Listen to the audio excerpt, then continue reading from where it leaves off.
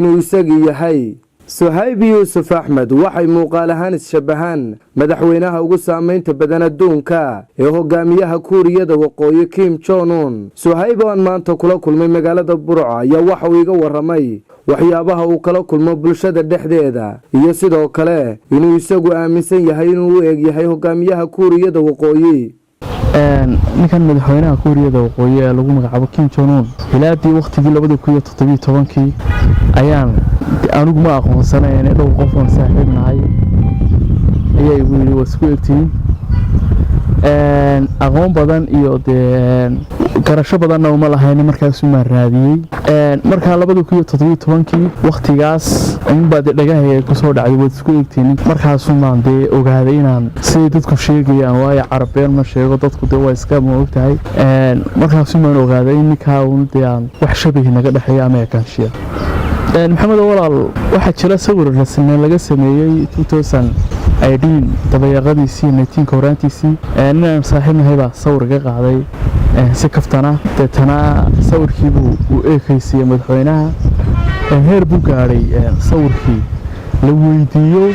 labada nin ma walaala ma taana ma isagii uunba oo kala yar falcelinaad badan baan sawirka ka helay inaan madaxweynaha oo kahay waanan aqoonsaday inaan isu eegnahay niyo dabeecad waxa weeyaan ninka wadaagno aan qoran karo way jirtaa ma jirto marka waxa weeyaan ninka inaan muuqaal ahaan u isku eegnahay mooyaane daana qof islaam aan ahay oo waxa weeyaan dabeecadaada iyo dhaqankaagu islaamnimada wax islaamku faray weeyaan marka isku eegaashiyo mooyaan wajiye laakiin wax dabeecado ninka naga dhaxeeya ma jiro saasaanan aaminsan maxamed walaal waa su'aal fiican majority bulshada Burco markaan dhex marayo waana la mari doontaa wada arki doontaa waxa weeyaan waa ninka isku eegtiin waa su'aasha ugu badan qof aan garanan xitaa qof aan social media xitaa igu arko marka uu arkay inuu yiraahdo ninka Kim Jong Un maxaa isku tihiin oo aad bad isku eegtiin dadka qaar baa yani markii ay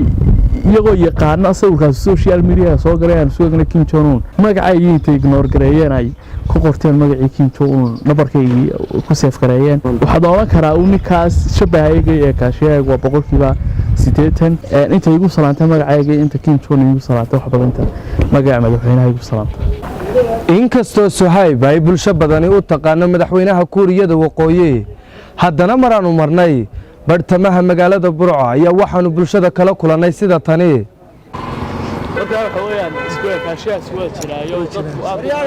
assalaamu calaykum madaxweynaha Kuuriyada waa ninka ka soo